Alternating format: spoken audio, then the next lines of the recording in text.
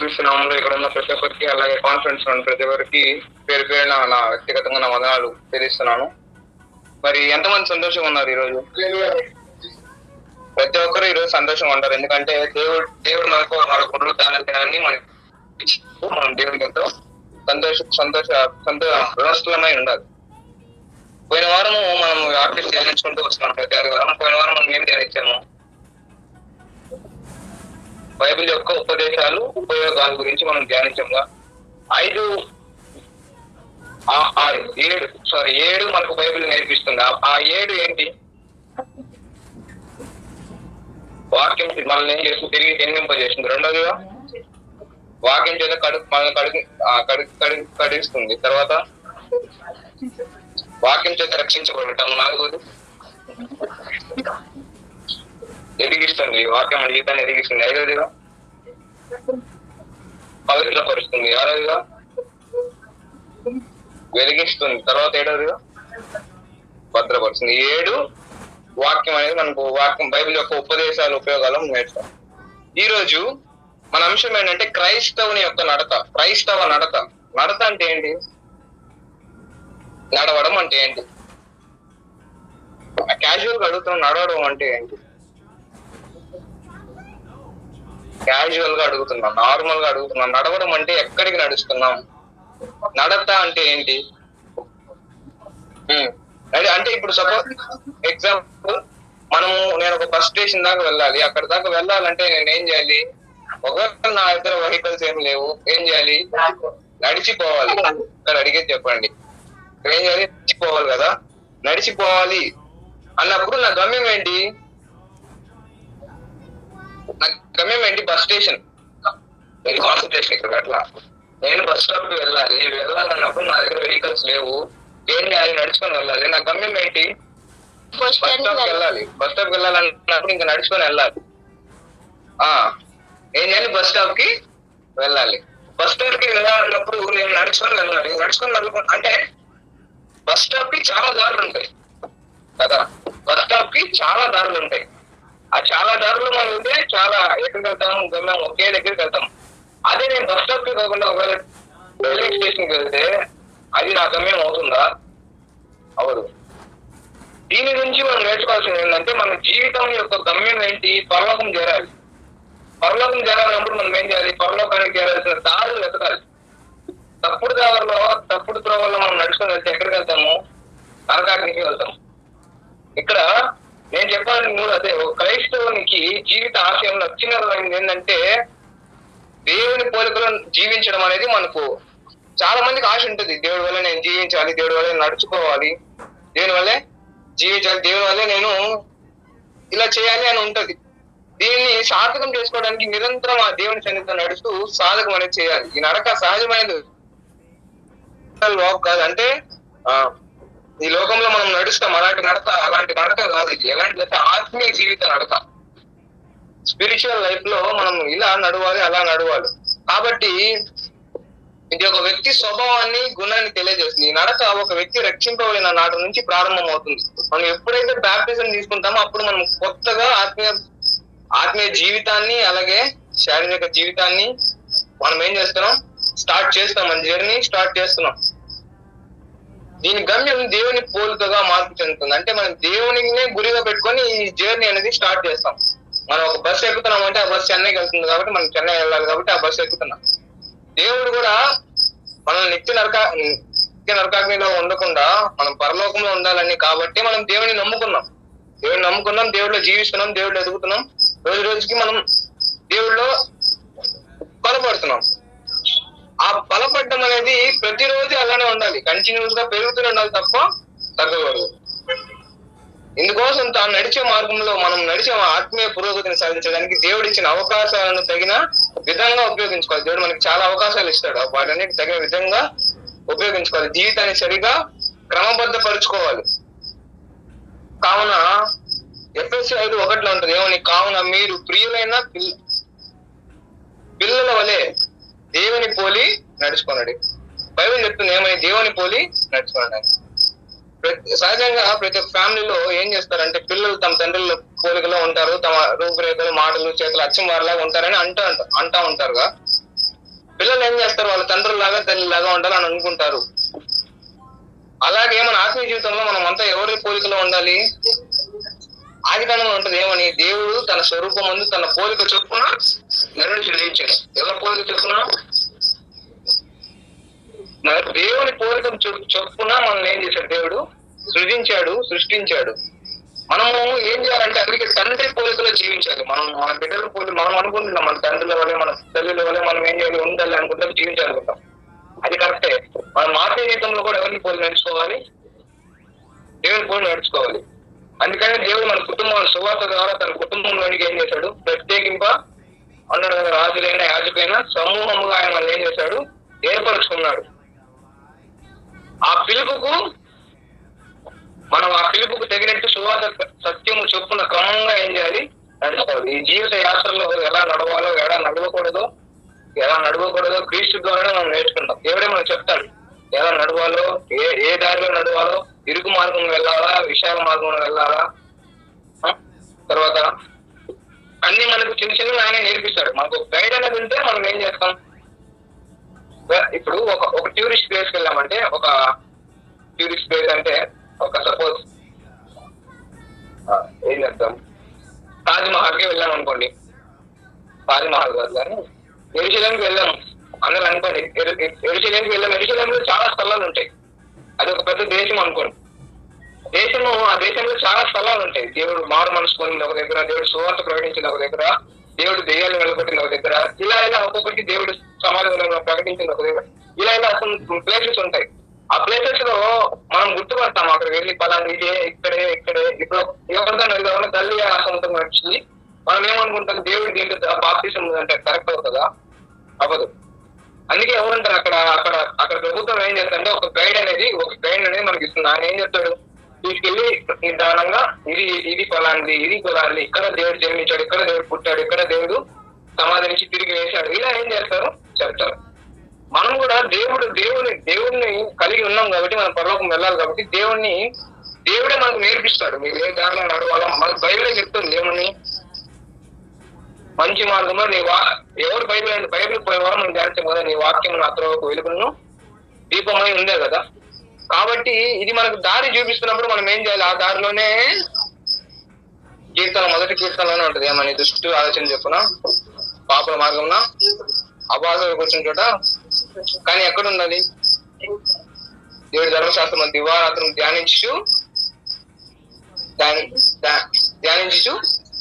ధ్యానించేవాడు ధన్యుడు కదా.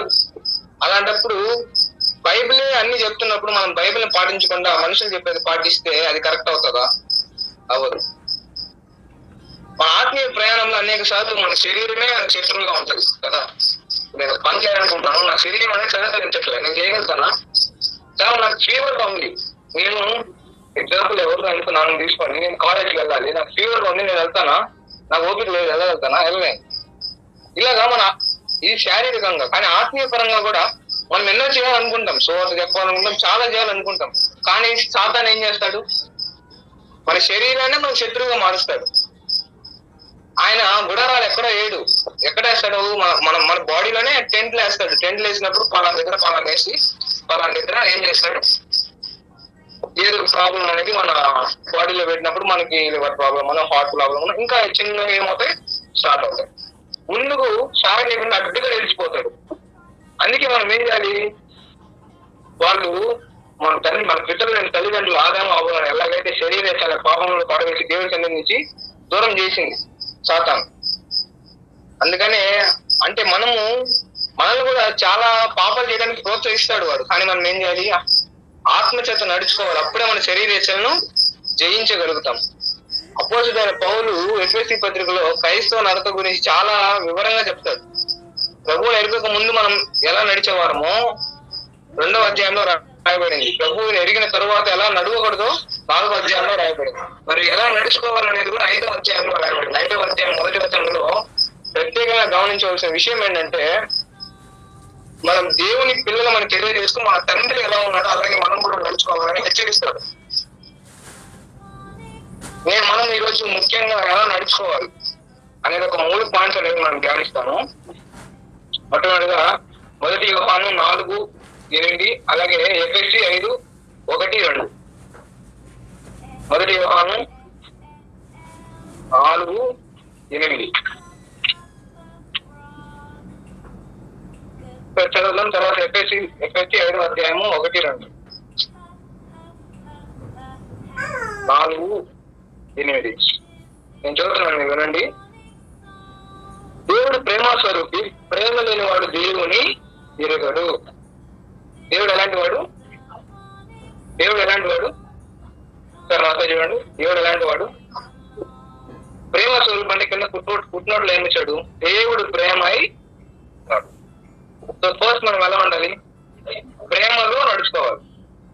ఒకసారి ఎఫ్ఎస్సి చూద్దాం. ఎఫ్ఎస్సి 5:1-2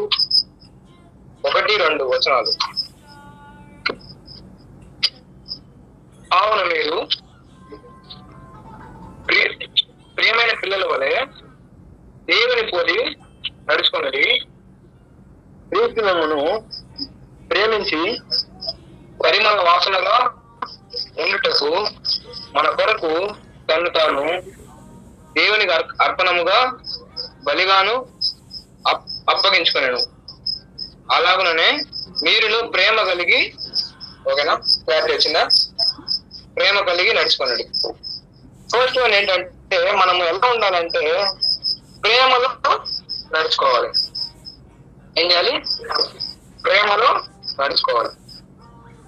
ఈ భాగంలో ఒక క్రైస్తవుడు అంటే దేవుడు మనల్ని ప్రేమించి పరిమళ వాసనగా ఉండేటకు మన కొరకు తన్ను తాను దేవునికి అర్పణం గాను బలిగాను అలాగనే మీరు కూడా ప్రేమను కలిగి నడుచుకోండి. అంటే ఈ వచనము అలాగే 4వ అధ్యాయము 32వ వచనం కూడా ఉంటుంది. 4వ అధ్యాయం 30, అదే ఎఫ్ఎస్సి 4వ అధ్యాయం 32వ వచనం కొనసాగింపు ఒకసారి మనం గమనిస్తే, ఒకరి ఎడల ఒకడు దయ కలిగి కరుణ హృదయులై క్రీస్తునందు దేవుడు మిమ్మల్ని క్షమించిన ప్రకారం మీరు ఒకరినొకరు క్షమించుడు. అంటే ఈ భాగంలో క్రైస్తవుడు కరుణ దయ కలిగి దేవుడు మనం క్షమించిన ప్రకారం ఇతరులను మనం క్షమించాలని చెప్పబడ్డారు. క్షమాగుణం అనేది క్రైస్తవులు ఉండాల్సిన ఒక ప్రత్యేక ప్రాథమిక సద్గుణం కదా. క్షమాపణ అనేది మన జీవితంలో ఉండాలి. క్షమాగుణం అనేది క్షమించే గుణం ఉండాలి. మనం క్షమాపణ అడిగే గుణం కూడా, పశ్చాత్తాపడే గుణం కూడా ఉండాలి. ఈ సద్గుణం అనేది మన తండ్రి అయిన దేవుని ప్రేమ నుండి మాత్రమే మనం నేర్చుకోగలం. ఇంకా ఎక్కడి నుంచి మనం నేర్చుకోగలం? దేవుని ప్రేమ నుండి మాత్రమే. ఎందుకంటే ప్రేమ అంటే ఆయనే, దేవుడి ప్రేమ అన్నాడు కదా. ఆయన మనం ఎంతగా ప్రేమించాలంటే తన ఏకైక కుమారుని యేసుక్రీస్తుని మనం ఎంత పాపం అంటే ఆయన మన కోసం వచ్చి తన ప్రాణాలు అనేవి అర్పించడానికి ఆయన తన రక్తాన్ని దారపోస్తాడు. మనం ప్రేమ కలిగి నడుచుకోవడానికి ప్రభు అయిన యేసుక్రీస్తు మనకు మంచి మాదిరిగా ఉన్నాడు. అంత మంచి తండ్రిని మనం ముందర పెట్టుకొని ఈ లోకంలో ఉండే ప్రేమను వ్యర్థం కదా. అంత మంచి దేవుడు మనం ఎలా ప్రేమించాడు? మనం ప్రేమించగలుగుతాం అలా? ఆయన్ని ప్రేమించలేము. ఆయన మనల్ని ప్రేమించి మన కోసం తన ప్రాణాన్ని బలిగా అర్పించాడు. ఈ పాత మందంలో దేవునికి బలులను అర్పించి ఆశయాన్ని మనకు జ్ఞాపకం చేస్తుంది. ఎందుకంటే బలిపీఠం లేదా ఒక బలిపశువును అర్పించి దహించిన మీదటాది దేవునికి ఇంపైన సువాసనగా ఉంటది. చూస్తే ఆ తరువాత అర్పించిన వ్యక్తి దేవుని శిలువ మీద తన కొరకు తానే బలిపశువుగా మనందరి కోసం బలిగా అర్పించుకున్నాడు. అంటే చూడండి, అంటే పాత నిబంధనలో అంట ఒక బలిని అనేది అర్పిస్తే, సపోజ్ ఒక జంతువుని అక్కడ పెట్టి దాన్ని చంపుతారు, దేవునికి బలిస్తారు. అది దేవునికి ఎలా కనిపిస్తుంది? ఇంపైన సువాసనగా కనిపిస్తుంది. అందుకే దేవుడు మనల్ని ప్రేమించి పరిమళ వాసనగా. కానీ కొత్త నిబంధనలకు వచ్చేటప్పుడు ఆ ఆచారం అనేది పోయింది. అందుకని ఎంతగా ప్రేమించి మన ప్రభువును మాదిరిగా చేసుకొని ఆయన గురిగా ఉంచుకొని ఆయన అడుగు చేయడం మనం ఏం చేయాలి? నడవాలి. ఇది ఒక అనుభూతి సానుభూతి కాదు, ఇది ఒక క్రియను చేయడానికి సమ్మతి. మన మాటల్లో చేతల్లో ఇది కనిపించాలి. మాటల్లో నేను ప్రేమిస్తున్నా అని చెప్తాను, చేతల్లో చూపిస్తాను. ఎందుకు ప్రేమిస్తున్నాము? చూపించాలి, కనిపించాలి. అప్పుడే మన మాట ప్రేమ బాట అవుతుంది. ఇతరులు ఎలాంటి వారైనా, ఎంత కీడు చేసిన వారైనా వాళ్ళని మనం ఏం చేయాలి? ప్రేమించి క్షమించగలగాలి. ఏం చేయాలి? ప్రేమించాలి. తర్వాత ఇలా చేసినప్పుడు దేవునికి మహిమ వస్తుందంట.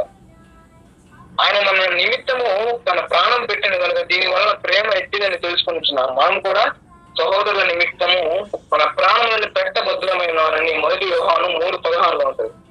అంటే చూడండి, మన పొరుగు వారు కానీ మన శత్రువులు కానీ అలాంటి వారైనా మనం ఏం చేయాలి? వాళ్ళని ప్రేమించాలి. ఈరోజు ఎంతమంది ప్రేమిస్తున్నారు చూస్తున్నాం కదా మనం లోకంలో. ఎంతో మంది ప్రేమించకుండా పుట్టినప్పటి నుంచి పగలు ద్వేషాలు పెంచుకొని ఇప్పుడు వాళ్ళని ఏం చేస్తున్నారు? ఒకరినొకరు చంపుకొని వాళ్ళు చనిపోతున్నారు. అంటే ప్రేమ అనేది ఎంత ప్రాముఖ్యమో పగ అనేది అంత అది అసలు అంటే ప్రేమ అంటే ఆపోజిట్ ఏమొస్తుంది? ద్వేషం వస్తుంది. లవ్ అంటే హేట్ వస్తుంది. అంటే ఎంత ప్రేమిస్తామో అంత ద్వేషించే వాళ్ళు కూడా ఉన్నారు. పైకేమో ప్రేమించినట్టు నటించేది, లోపలేమో ద్వేషించేది. కానీ దేవుడు మనం అలా ఉండమని చెప్పలేదు. ఎలా ఉండమన్నాడు? ప్యూర్ హార్ట్ తో మీరు ఏం చేయాలి? ఏం చేసినా ప్యూర్ హార్ట్ తో చేయాలి. పూర్ణ మనసుతో మీరు చేయాలి. ఎందుకంటే మీరు దేవుడిని ఆరాధించాలి. ఎలా ఆరాధించాలి? పూర్ణ మనసుతో, పూర్ణ ఆత్మతో, పూర్ణ బలంతో, పూర్ణ శక్తితో, సంపూర్ణం అంటే పూర్తిగా. అంటే మీరు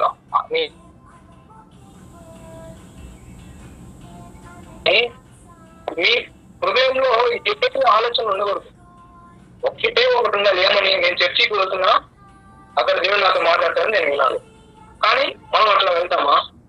అనుకుంటే బాధలన్నీ మనసులో పెట్టుకొని ఈరోజు పలానా జరిగింది, ఈరోజు పలానా చేయలేదు, గ్యాస్ ఆపలేదు, కుక్కర్ ఆపలేదు, ఇది ఆపలేదు, అది ఆపలేదు, ఇంకా రూమ్ కి తాళం వేయలేదు, కిటికీ వేయలేదు. ఇలా ఏం చేస్తాము? అన్ని ఆలోచనలు పెట్టుకొని చర్చికి వెళ్తాం. దేవుడు ఏం చెప్పాడు? సమస్త దేశం లాగా ఉంది కదా, అందులోకి టైం అన్నాడు. ఉత్సాహ గానం చేసి ఆయన సన్నిధికి. కానీ ఎంతమంది ఈరోజు దేవుడి సన్నిధికి వెళ్ళాలి? వాళ్ళు ఏదో పోగొట్టుకున్నట్టు వాళ్ళకుండా ఆస్తంతా చర్చికి వెళ్తే వెళ్ళిపోతుంది అన్నట్లు పోతారు. అలా పోవడం దేవుడికి ఇష్టమా? దేవుడు ఏమన్నాడు? సంతోషంగా ఉత్సాహగానంగా రావాలి. ఎందుకంటే ఈ రోజుల్లో మనిషి ఏం చేస్తున్నాడంటే చర్చ్ అంటే నెగ్లెక్ట్ చేస్తున్నాడు. ఎందుకలా? ఎందుకంటే ఆయనకు అన్ని ఇచ్చింది దేవుడే, ఆయనకు అన్ని పెట్టింది దేవుడే. దేవుడు మనకు అన్ని ఇస్తే దేవుడు మనకి విలువ ఉంటాడా? లెక్కలో ఉంటాడా? ఉండడు. ఎందుకు? మనం దేవుడిని మర్చిపోతాం. చాలా మందిని చూస్తూ ఉంటాం కదా, వాళ్ళకి అప్పటిదాకా జాబ్ ఉండదు, ఏముండదు, కానీ దేవుడిని బతిమాలుతారు. అన్ని ప్రార్థన చేయాలి, అన్ని ప్రార్థన చేస్తారు. నేను మీకు చాలాసార్లు చెప్పాను. స్టీవెన్ పాలంకులు ఒకసారి చెప్తే ఏం చెప్తాడంటే, ఇద్దరు భార్య భర్తలు వచ్చినారంట. వాళ్ళకి అప్పుడులో ఏమి అసలు ఇంత కూడా వాళ్ళ ఇంట్లో ఏం లేదంట. ఇద్దరు భార్య భర్తలేనంట. వాళ్ళ ఇల్లు ఇవ్వలేదంట, ఆయనకి జాబ్ లేదంట. ఏం చేశారంటే పాస్టర్ దగ్గరికి వచ్చి చర్చిలోనే 24 గంటలు ఉండేవాళ్ళంట. అన్నా కూడా తినేవాళ్ళు కాదంట. అలా ప్రేర్ చేసేవాళ్ళు. ప్రభావ మాకు జాబ్ కావాలి, ప్రభావ మాకు జాబ్ కావాలి. ఇలా చేసినప్పుడు దేవుడు అంట చిన్నగా అంకుల్ కూడా ఒకే ప్రేయర్ చేశాడంట. అంకుల్ ఆ పాస్టర్ ఆయన ప్రార్థన చేశాడంట, పాస్టర్ గారు మాకు ఎదురు రావాలి, జాబ్ రావాలి, ప్రేయర్ చేయండి, దేవుడి సన్నిధిలో మేము వేడుకున్నాం, మీరు ప్లాన్ చేయండి, మేము ఇలా చేసినప్పుడు దేవుడు చిన్నగా ఒక జాబ్ ఇచ్చాడంట. ఫస్ట్ 10,000 శాలరీ ఉందంట. తర్వాత 1,00,000, తర్వాత 10 లక్షలు, తర్వాత 4 ఇలా పెంచుకుంటూ చిన్నగా శాలరీ ఏమైంది పెరుగుతూ ఉండగా వీళ్ళు ఏమయ్యారు? దేవుడి సన్నిధికి దూరం అయ్యారు. అసలు పూర్తిగా సండే అనేది ఉందా అని మర్చిపోయే స్థితికి వెళ్ళిపోయారు. తమ జాబ్స్ తమ వెళ్ళిపోయారు. వాళ్ళు ఇంకా సంపాదించుకుంటూ వెళ్ళిపోయినప్పుడు దేవుడు ఒక్కరోజు అంట ఒక్కసారిగా జాబ్ అన్ని ఓడగొట్టాడు. ఎట్లా సైన్స్ అన్ని వచ్చాయో అదే దారిలో వెనక్కి వెళ్ళిపోయాయి. తర్వాత అప్పుడు ఎవరు గుర్తొచ్చారు వాళ్ళకు? దేవుడు గుర్తొచ్చి త్వరగా చర్చికి వచ్చి పాస్టర్ గారు ఏదో పనులు ఉంటే ఆయన ఆ పని నుంచి ఆయన త్వరగా లాక్కొచ్చి చర్చిలో కూర్చొని పెట్టి షాప్ అంట చాలా ఫాస్ట్గా ఎక్స్రే వేసి కూర్చొని పాస్టర్ ప్రార్థన చేయండి, మాకు పోయినవన్నీ తిరిగి రావాలి, మాకు జాబ్ పోయింది అన్ని రావాలి, మాకు అది పోయింది ఇది పోయింది అన్ని రావాలంటే ప్రార్థన. పాస్టర్ గారు ఏమన్నాడు? అమ్మ అది దేవుడే ఇచ్చాడు, ఆయన తీసుకుంటాడు, మనం ఏం చేయలేం, మధ్యలో మేము మధ్యవర్తులం కాదు. అంటే దేవుడు ఇచ్చినప్పుడు ఎవరు తీసుకోవాలి? ఆ రైట్ అనేది దేవుడికే ఉండదు, మనుషులకు ఉండదు. ఇప్పుడు యోగులో దేవుడు అంత ఆస్తి ఇస్తాడు. యోగు జీవితంలో మళ్ళీ ఏం చేస్తాడు? తిరిగి వెనక్కి తీసుకుంటాడు. కానీ అప్పుడు యోగు ఏమన్నా అంటాడా? యెహోవా ఇచ్చిన యెహోవా తీసుకుని అంటాడు. కానీ వీళ్ళు అలా లేరు. ఎందుకంటే పాస్టర్ మాకు పోయినంత మళ్ళీ తిరిగి రావాలంటే ఎట్లా వస్తుంది? మీరు అన్ని ఇచ్చినప్పుడు దేవుడిని మర్చిపోయారు, మళ్ళీ ఏమి లేనప్పుడు దేవునికి అడిగి. అంటే మనకు దేవుడు అంటే గాడ్ ఈజ్ నాట్ ఎమర్జెన్సీ కదా. అంటే దేవుడు మనకు అత్యవసరం అప్పుడే కాదు, మనకి ఎనీ టైం దేవుడు ఉండాలి. మనం ఎల్లప్పుడూ దేవుడితో ఉండాలి. దేవుడితో ఉంటే మనకు ఉండేవన్నీ ఉంటాయి మనతో పాటు. తర్వాత అంట పాస్టర్ ప్రేయర్ చేశారంట, ప్రభు వాళ్ళకి పోగొట్టుకున్నాన్ని మళ్ళీ తిరిగి వేసేయండి. ఇలా మళ్ళీ చేసినప్పుడు మళ్ళీ వాళ్ళకి తిరిగి వచ్చేయండి. అంటే ఆ తిరిగి వచ్చినప్పుడు మళ్ళీ రెండోసారి వాళ్ళు దేవుడు అనేది మర్చిపోలేదంట. అంటే చూడండి, దేవుడు మనకు ఒకసారి డబ్బు కొడితేనే కానీ మనం ఏం చేయలేము, మాట వినట్లే మనం నిద్ర మేలుకోవట్లేదు. ప్రేమలో నడుచుకోవాలి కదా. దేవుడు మనం ఎంత ప్రేమిస్తున్నాడో మనం దేవుడు ఎంత ప్రేమించాలి. అంత ప్రేమించాలంటే అంటే దేవుని ప్రేమించడం అంటే ఏంటి? ఆయన అడుగుజాడల్లో నడవడం, ఇంకా ఆయనకి ఇష్టమైన రీతిగా నడవడం, ఇంకా ఆయన చెప్పింది ఏది? దేవుని ప్రేమించడం అంటే ఏంటి? ఇంకా ఎవరైనా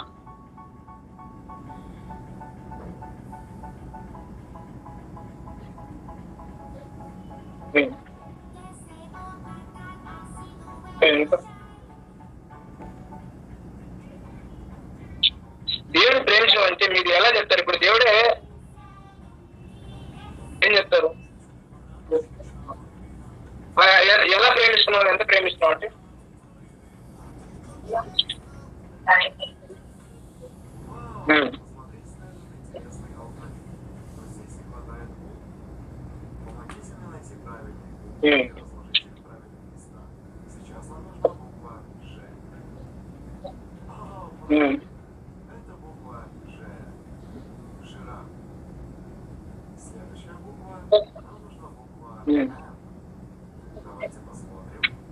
అంటే దేవుణ్ణి ప్రేమించడం అంటే ఏంటి? ఏంటంటే దేవుని ప్రేమించడం అంటే ఏంటంటే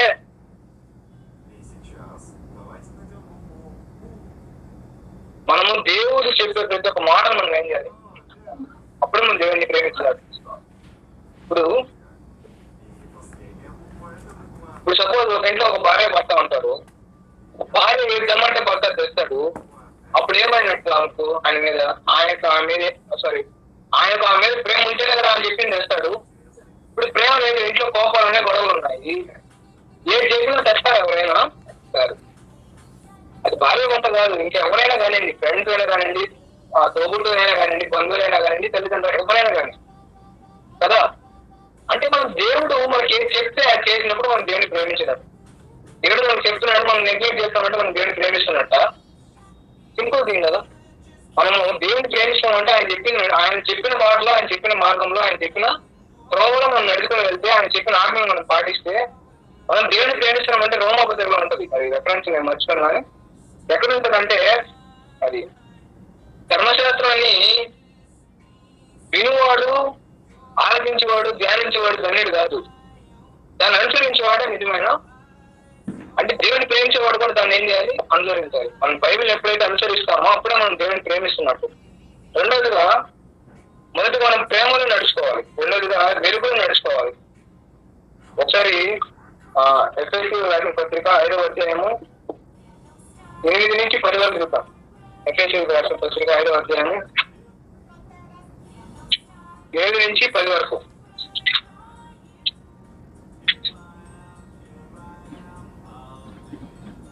చదువుతాం నేను. మీరు పూర్వమందు చీకటి అయి ఉంటుంది, ఇప్పుడైతే ప్రభువునందు వెలుగై ఉన్నారు. వెలుగు ఫలము సమస్త విధమైన మంచితనము, నీతి, సత్యమైన వాటిలో కనబడుతున్నది కనుక ప్రభువుకి ఏది ప్రీతికరమైనదో దాన్ని పరీక్షించు వెలుగు సంబంధుల వలె నడుచుకున్నది. అంటే రెండోదిగా మనం ఎలా నడుచుకోవాలంటే వెలుగులో నడుచుకోవాలి. దేవుడు చెప్పేది ఇదే. అపోస్తలుడైన పౌలు క్రైస్తవ జీవితానికి, క్రీస్తు ఎదుగుతున్న వారికి జీవితానికి ఉన్న వ్యత్యాసాన్ని, చీకటితో వెలుగుకున్న వ్యత్యాసాన్ని పోల్చి వివరిస్తున్నాడు. అంటే క్రీస్తును ఎరిగిన వారికి క్రీస్తుని ఎరగని వారి కదా. అలాగే చీకటికి వెలుగుకి అంటారు కదా. తర్వాత ఏమంటాడు? చీకటికి వెలుగుతో ఏమి పొత్తు కదా అంటాడు. అంటే వెలుగు పవిత్రతకు, చీకటి అపవిత్రతకు పోలికగా ఉన్నాయి. వెలుగు అంటే ఎలా ఉంటుంది? ఇప్పుడు వెలుగు ఉన్న చోట చీకటి ఉండదు, చీకటి ఉన్న చోట వెలుగు ఉండదు. అదే ఆ రెండిటికి అంటే పవిత్రతకు, అపవిత్రతకు దేవుడు అక్కడ చెప్తున్నాడు ఏమని? మీరు ఎలా ఉండాలి? వెలుగులో ఉండాలి, అలాగే వెలుగులో నడవాలి. ఆ వెలుగు అనేది మనకి ఎక్కడి నుంచి వస్తుంది? దేవుడి నుంచే వస్తుంది కదా. ఇదే కదా మనకు ఏ దారిలో వెళ్ళాలో, ఏ దారిలో వెళ్ళకూడదో చూపించేది. ఆ కాలంలో అంట గ్రీకులు మతతత్వ నమ్మకాల్లో శరీరంలో ఎలాంటి పాప కార్యాలు చేసినా అది ఆత్మకు ఎలాంటి భంగం కలగదని బోధించేవారంట. మీరు శరీరంతో ఏ పాపాలు చేసినా అది ఆత్మకు తగలదు. ఈ భయంకరమైన తప్పుడు కూడా ఆనాటి దేవుని సంఘంలోని క్రైస్తవులు ఏం చేసిందంటే కలవలు పడతాయి. కొంతమంది వాటి మీద ఏం చేశారు, చాలా ముగిసిపోయారు. మరి కొంతమంది వాటిని తృణీకరించారు. అందుకే అపోస్తలుడైన పౌలు ఏం చేశాడు, ఈ సందర్భం చెప్తున్నా, ఆ కాలంలో చాలా బోధించేవారంట. మనం కూడా ప్రకటన చాలా సంఘాలు చూస్తాం, తప్పుడు బోధకులు అందరూ వచ్చేసారు.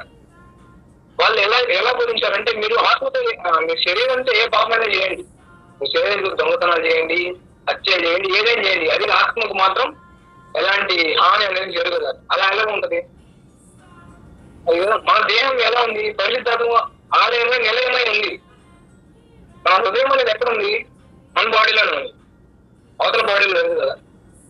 అలాంటప్పుడు మనం ఏదైనా తప్పు చేసినప్పుడు అది ఖచ్చితంగా ఎవరికి తగ్గుతుంది?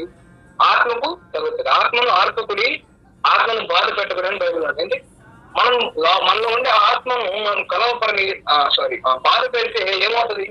అది మనం ఉంటుందా? ఇంకా ఉండదు, వెళ్ళిపోతుంది. వెళ్ళిపోయి మిగతా దురాత్మలు వచ్చి మనలో చేస్తాయి.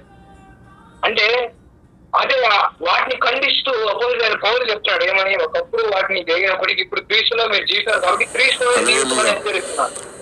ఒకప్పుడు మీరు ఎలా ఉన్నారో నాకు సంబంధం లేదు, ఇప్పుడు మీరు క్రీస్తులో ఉన్నారు, బాప్తిజం తీసుకున్నారు, సంఘానికి వెళ్తున్నారు, ఇలా ఉన్నారు. కాబట్టి మీరు ఏం చేయాలి? క్రీస్తు వలె జీవించాలని హెచ్చరిస్తున్నారు. ప్రభుకి ఏది ప్రీతికరమైనదో పరీక్షించి ఏం చేయాలి? తెలుసుకొని అందులో నడవాలి. ప్రభుకి ఇష్టమైన అంటే మనం నడవాలి, అది తప్పు. ప్రభుకి పాపం అనేది ఇష్టం లేదు. మనం నడవాలా? పాపం చేయాలా? ఎందుకు? ప్రభు పాపం చేయాల, మనం కూడా ఏం చేయడు. మనం అలా ఉండలేం, ట్రై చేయాలి. అందుకే ప్రభువుని అడగాలి. పరీక్షించుట అంటే ఏం చేయాలంటే పరిశీలించాలి, వివేచించాలి. ఏది పవిత్రత, ఏది అపవిత్రత, ఏది ఫలం, ఏది నిష్ఫలం, ఏది భద్రత, ఏది ఉగ్రత, ఇటువంటివన్నీ క్రైస్తవులు దేవుని వాక్యం, అనుదినం దేవుని వాక్యమే ప్రామాణికత చేత పరీక్షించుకోవాలి. ఏది మంచిది, ఏది చెడ్డది, ఏది విలువైనది, ఏది విలువ లేనిది, ఏది ప్రీతి, ఏది ఖ్యాతి, అంటే ఏది మంచిది, ఏది చెడ్డది అని మనం ఏం చేయాలి? ప్రతిరోజు మనం టెస్ట్ చేసుకోవాలి. అంటే కాంతిలో రావడానికి ఈ వాక్యం అనేది మనం వాక్యం కాంతిలో రావడానికి తెలియజేస్తుంది. ఎలా చేసినప్పుడు ఈ వాక్యం అనేదాన్ని మనం ప్రతిరోజు మనం పరిశీలిస్తూ మనం బాడీ మనం ప్రతిరోజు చెకప్ చేసుకుంటాం. మనకి బీపీ ఎక్కువ ఉందా, షుగర్ ఎక్కువ ఉందా, తక్కువ ఉందా, ఫీవర్ ఉందా లేదా, ఇలా ఏం చేస్తాము. అలాగే మనం వాక్యం అనే అర్థంలో కూడా మనం రోజు అని తెలియదు కదా, ప్రతిరోజు పొద్దున అర్థం చూడుకుని ఎంతమంది ఉంటారు ఇక్కడ? ప్రతి ఒక్కరు పొద్దున చూడరు. ఆ రోజు అంతా అర్థం చూడకుండా ఉంటారా? ఉండలేరు. అలాగే మనం బైబిల్ కూడా అలా చేయాలి. ఒకవేళ అర్థంలో మనకి ఏదన్నా మన ఫేస్ లోనే ఏదో ఒక పొరపాటు చిన్న మచ్చ కనిపించిందంటే ఏం చేస్తాం? మనం మచ్చపడడానికి 100 రకాలు చేస్తాం, 100 రకాల ప్రయోగాలు చేస్తాం. అలాగే మనం అది శారీరకం. ఆ శరీరం అనేది ఎన్ని సంవత్సరాలు ఉంటుంది? ఓ అంటే 70, 80, 90 అంత దానికే మనము అంత ప్రయోగాలు చేసినప్పుడు మనం జీవితాంతం అంటే జీవిత కాలం అంతా మనం జీవించాలి. ఎటర్నల్ లైఫ్ అంటే ఇన్ఫినిటీ. మనం ఇంకా బ్రతుకుతూనే పరలోకంలో ఉండాలి. అలాంటప్పుడు మన ఆత్మ పాడైపోతున్నప్పుడు, మన హృదయం పాడైపోయినప్పుడు మనము చూసుకోవాలి కదా. అదే ఇక్కడ చెప్తున్నాడు. ఏం చేయాలి? ప్రతిసారి మీరు ప్రతిరోజు ఏం చేయాలి? వాక్యం అర్థంలో మీ తప్పులు సరిదిద్దుకోవాలి. ఏది మంచిదో, ఏది చెడ్డదో, ఏది మంచిదో, ఏది చెడ్డదో. అయితే అంధకారంలో నడిచేవారు దేవుని పరీక్షించలేరు, దేన్ని పరీక్షించలేరు. అంధకారం చీకటిలో ఉంటే నేను ఏ వస్తువు కనిపెట్టగలుగుతాను? కనిపెట్టలేను. చీకటి ఉంటేనే కనిపెట్టలేను, వెలుగుంటేనే కనిపెట్టగలుగుతాను. వారికి ఏది కనపడదు. వాళ్ళు ఏది మంచిదో, ఏది చెడ్డదో, ఏది విలువైనదో, ఏది విలువ లేనిదో ఏం కనుక్కోలేదు. అదే మనము వెలుగులో ఉంటాం, వెలుగు సంబంధంగా నడుచుకోవాలి. కాబట్టి మనం ఏం చేయాలి? ప్రతి పరీక్షించి మనం దేవుడికి ప్రీతికరమైనదా లేదని చూసుకోవాలి. అందుకే ప్రభు ఇలా అన్నాడు, ఆ తీర్పు ఇదే, వెలుగు లోకంలోనికి వచ్చాను, దాని తన పేరు చెడ్డమైన మనుషులు వెలుగును ప్రేమించ చీకటినే దుష్కారం చేయు ప్రతి వాడు వెలుగును ద్వేషించును, తన పేరు దుష్క్రియ కనబడుతున్నట్లు వెలుగును వద్దకు రాడని ఇక్కడ యోహాను సువార్త 3వ అధ్యాయం 19-20 ఉంటుంది. క్రైస్తవులు దీనికి భిన్నంగా నడుచుకోవాలి.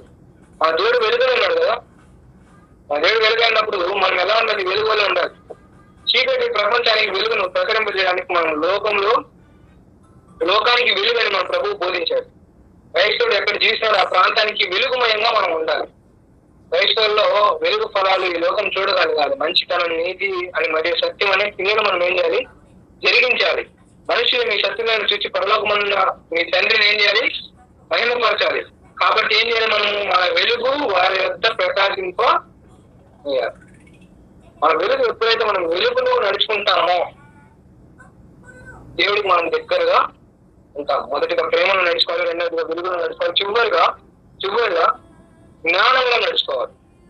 జ్ఞానంలో ఎఫెసీయులకు రాసిన పత్రిక 5వ అధ్యాయము 15వ వచనం, దినములు చెడ్డవి గనుక మీరు సమయం పోనీగా సద్వినియోగం చేసుకోవచ్చు, అజ్ఞానుల వల్లే కాక జ్ఞానుల వల్లే నడుచుకున్నట్లు జాగ్రత్తగా చూసుకోండి. 5వ అధ్యాయము 15, 16 2 వచనం. అంటే 15, 16 అంటే క్రైస్తవ జీవిత నడకలో ప్రతి అడుగు ఎంతో జాగ్రత్తగా వేయాలి. మనం స్టెప్ వేస్తాంగా, ఆ స్టెప్ అనేది మంచిగా ఉందా, గట్టిగా ఉందా, ఒకవేళ మనం నిలబట్టి పడిపోతుందా, ఇలాంటి అంటే మనం ఆ జీవితం ఆ నడక అనేది ఎంతో జాగ్రత్తగా వేయాలి. ఏ మాత్రం అజాగ్రత్తగా ఉన్నా మనం ఏం చేసినట్టు? అపవాదికి చోటిచ్చినట్టే. అంటే ఇక్కడ ఏం చెప్తున్నాడంటే మనము ఏ స్టెప్ కానీ ఎలా ఉండాలంటే చాలా విశ్వాసంగా ఉండాలి. మనం పేతురు వల్లే చేసినామంటే, పేతురు వల్లే నడిచినామంటే ఏమవుతాం? అంటే ఎలా అట్లాగే లోకంలో మనకిపోతాం. మనం వేసే చాలా జాగ్రత్తగా జ్ఞానంతో వేయాలి. నేను పలానా చోటుకి వెళ్తున్నాను, ఏం చేయాలి? జ్ఞానం కలిగి ఉండాలి. దానికంటే ముందు ఏం చేయాలి? ప్రార్థన చేసుకుని వెళ్ళాలి. ప్రార్థన చేసుకుని వెళ్తే మనం వెళ్ళే దారిలో ఉన్న అన్ని పోతాయి. ప్రార్థన చేసుకోకుండా హాయిగా కాళ్ళ దగ్గర వేసుకుంటూ వెళ్ళామంటే జరగాల్సినవన్నీ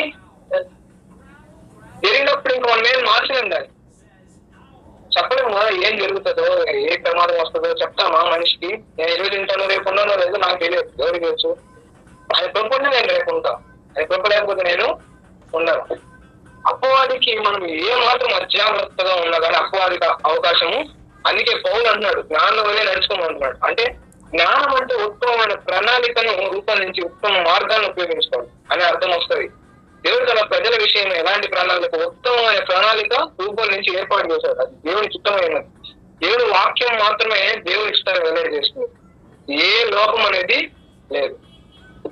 అంటే దేవుని చిత్తాన్ని దేవుని వాక్యం ద్వారా మాత్రమే మనం గ్రహించగలుగుతాము, కానీ ఇక దేని ద్వారా మనం గ్రహించాం.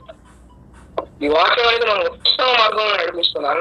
అజ్ఞానమైన అంధకారంలో నడవకుండా, అవివేకమైన అజాగ్రత్తగా ఉండకుండా మన మనసుని మేల్కొల్పేది ఎవరంటే వాక్యమే. ఇంకా ఇవేవి మనకుంటే డబ్బు కానీ, మనకుంటే పరువు కానీ, మనకుంటే హోదా కానీ, మనకుంటే తల్లిదండ్రులు కానీ, మనకుంటే బిడ్డలు కానీ ఎవ్వరు మనల్ని అజ్ఞానమైన అంధకారంలో నడవకుండా, అవివేకమైన అజాగ్రత్తగా ఉండకుండా మనం ఎవ్వరు మేల్కొల్పలేదు. కానీ వాక్యం అనేది అంటే దినములు చెడ్డవి కనుక సమాజంలో మనుషులు చెడు స్వభావాన్ని చూపిస్తుంది. అంటే ఎఫ్ఎస్సి పట్టణం ప్రజల జీవన శైలి ఎలా ఉందంటే విచ్చలవిడి పాపంతో నిండిపోయింది. మద్యం, సంగీతం, నాట్యం అనే వాటిని నిత్యం కాలం గడుపుతూ ఉండేవారు. అందుకనే పౌలు విశ్వాసమైన క్రైస్తవులు వారికి వేరుగా నడుచుకోమని ఈ లోకంలో కూడా పౌలు అక్కడికి చెప్తున్నాడు. ఇక్కడ మనకు దేవుడు చెప్తున్నాడు ఏమని? దినములు చెడ్డగా ఉన్నారు కాబట్టి అందరూ అలా చేస్తారని మీరు కూడా అలా చేయకండి. వారికి వేరుగా మనం నడుచుకోవాలి. అందుకనే దేవుడు మన క్రైస్తవులను చేసుకున్నాడు. క్రైస్తవులు అంటే మనల్ని ప్రత్యేకించుకున్నవాడు కాబట్టి మనం వాళ్ళ ద్వారా నడుచుకోవాలా? వెలుగుతో చీకటికి ఏం సంబంధం కదా? మనకు వాళ్ళతో ఏం పొత్తు? వాళ్ళు అక్కడికి వెళ్ళారని మనం అక్కడికి వెళ్ళాలా? కాదు, వాళ్ళు అక్కడికి వెళ్ళారు, అది వాళ్ళ ఇష్టం. కానీ అక్కడికి దేవుడి ఇష్టం. దేవుడి ఇష్టం కాబట్టి మనం అక్కడికి వెళ్ళకూడదు. నేను వెళ్తాను అది ఇంటి వెళ్ళు, నష్టం ఎవరికి? దేవుడికి ఇంత నష్టం కూడా జరగదు. కానీ నా బిడ్డ పాపంలోనికి ప్రవేశిస్తున్నాడని ఆయన బాధపడతాడు. మీరు ఆత్మపూర్ణులై ఉండి ఆత్మ సంబంధమైన పాటలు పాడుతూ ఆరాధన చేస్తూ దేవునికి భయభక్తులు కలిగి ఏం చేయాలి? లోకానికి కాదు మనం పాటలు పాడాల్సింది, నాట్యాలు వేసింది. ఎవరికి పాటలు పాడాలి, ఎవరికి నాట్యాలు వేయాలి? దేవునికి ఆత్మ సంబంధమైన పాటలు పాడుతూ ఆరాధన చేయాలి. సమయం చాలా తక్కువగా ఉంది కాబట్టి ఏం చేయమన్నాడు? సద్వినియోగం చేసుకోమన్నాడు. ఇది గడియారపు సమయం నిమిషాలు, గంటలు, రోజులు, వారాలు, నెలలు, సంవత్సరాలు గురించి ఇక్కడ చెప్పట్లే. ఈ భూమి మీద మనిషి ఉండడానికి ఇచ్చిన సమయం ఇక్కడ చెప్పేది. సమయము తక్కువ కనుక సద్వినియోగం చేసుకోవాలి. రైతు ఈ సమయాన్ని ఏ మాత్రం వృధాగా గడిపినాక అని అంటే ఇంకా సమయాన్ని పోగొట్టుకుంటే ఇంకా తిరిగి సంపాదించుకోరు.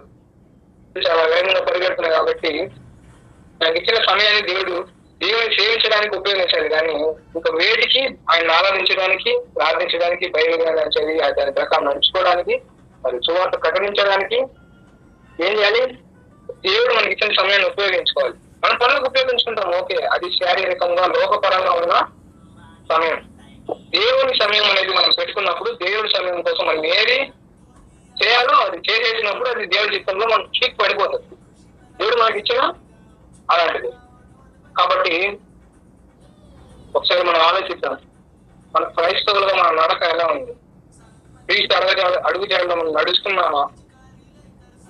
సరే, కళ్ళు మూసుకొని మనం దేవుళ్ళు ఒకసారి అడుగుదాం, ప్రభువా నేను నిన్ను అనుసరిస్తున్నానా? నీ పోలికలో నేను మార్పు చెందాలి, ప్రతి దినాన్ని ప్రయత్నిస్తున్నాను. చదివిన వాక్యం సత్యాల ద్వారా మనం పరీక్షించుకుంటూ ఆ వాక్య ప్రణాళికతలో మన అడుగులు ఎక్కడికైనా దారి తప్పితే సరి చేసుకొని నడుస్తున్నానా? ఇలా ఒకసారి మనం జ్ఞాపకం చేసుకున్నాం.